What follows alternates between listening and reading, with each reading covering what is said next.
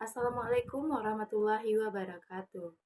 Baiklah, terima kasih saya ucapkan kepada Ibu Nita Sofia, SPD MPDE, selaku dosen pengampu mata kuliah perkoperasian, yang telah memberikan kami kesempatan untuk mempresentasikan materi kali ini, yaitu mengenai keunggulan-keunggulan khusus koperasi. Langsung saja, perkenalkan kami dari kelompok 3. Saya Reza Salsabila dan di sini saya tidak sendiri. Saya ditemani oleh rekan-rekan saya yaitu Mailatunil Azizi dan Rifa Yuldi Rianda.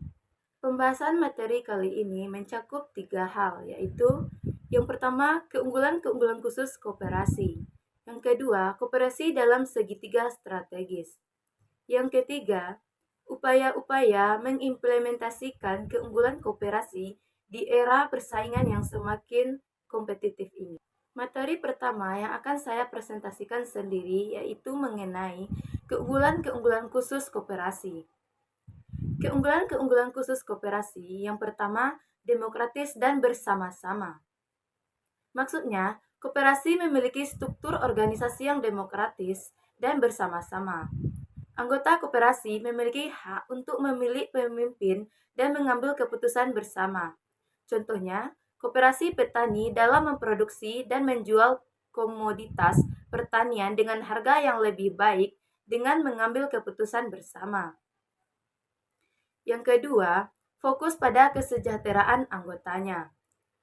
Koperasi berfokus pada meningkatkan kesejahteraan anggotanya, bukan hanya pada keuntungan. Koperasi memproduksi, menjual produk yang bermanfaat bagi anggotanya, seperti koperasi petani yang memproduksi dan menjual komoditas pertanian dengan harga yang lebih baik daripada harga pasar tradisional. Hal ini membantu petani untuk mendapatkan keuntungan yang lebih besar dan memiliki akses ke pasar yang lebih luas. Oleh karena itu, koperasi menciptakan produk dan layanan yang bermanfaat bagi anggotanya. Yang ketiga, kemampuan untuk mengumpulkan modal dari anggota. Koperasi memiliki kekuatan untuk mengumpulkan modal dari anggota-anggota koperasi. Hal ini memungkinkan koperasi untuk mengembangkan usaha dan mengurangi kekurangan modal. Contohnya koperasi simpan pinjam dapat mengumpulkan dana dari anggota-anggota koperasi dan menggunakannya untuk melakukan investasi atau memberikan pinjaman kepada anggota lainnya. Yang keempat, kemampuan untuk mengurangi biaya transaksi. Koperasi memiliki kekuatan untuk mengurangi biaya transaksi dengan cara mengurangi jumlah intermediari yang terlibat dalam transaksi. Hal ini memungkinkan koperasi untuk menawarkan layanan yang lebih murah dan lebih efisien. Contohnya, koperasi kelompok tani dapat memperkecil jumlah intermediari yang terlibat dalam penjualan hasil pertanian, sehingga mengurangi biaya transaksi dan meningkatkan keuntungan anggotanya.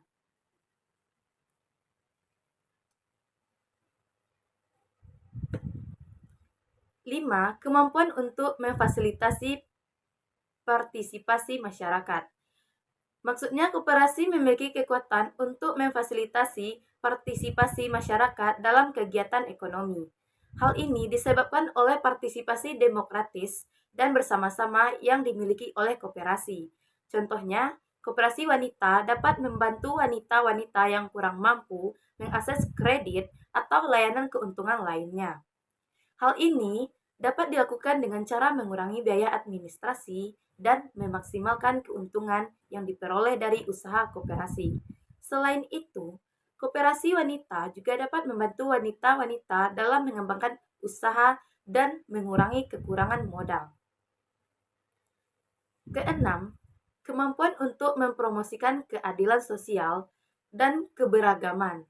Koperasi dapat mempromosikan keadilan sosial dan keberagaman dengan mengintegrasikan nilai-nilai keadilan sosial dan keberagaman dalam kebijakan dalam praktik koperasi. Selain itu, koperasi juga dapat memfasilitasi partisipasi masyarakat dalam kegiatan ekonomi dan mempromosikan keadilan sosial melalui pengambilan keputusan yang bersama-sama. Yang ketujuh, mengurangi kemiskinan. Koperasi dapat membantu mengurangi kemiskinan dengan menciptakan lapangan pekerjaan dan meningkatkan pendapatan masyarakat umum. Contohnya, koperasi juga dapat memberikan peluang kerja kepada masyarakat umum sehingga dapat mengurangi angka kemiskinan di wilayah tersebut. 8. Kemampuan untuk mengurangi resiko. Koperasi memiliki kekuatan untuk mengurangi resiko dengan cara membagikan antara anggota-anggota koperasi. Hal ini memungkinkan koperasi untuk menawarkan layanan yang lebih aman dan lebih terjangkau. Contohnya, koperasi asuransi dapat membagikan risiko kepada anggota-anggota koperasi sehingga mengurangi risiko yang dihadapi oleh setiap anggotanya. Baiklah, sekian dari presentasi yang saya bawakan. Terima kasih. Selanjutnya yang akan dipresentasikan oleh teman saya yaitu Rifa. Kepada Rifa, saya persilakan. Materi berikutnya yaitu koperasi dalam 3 strategis.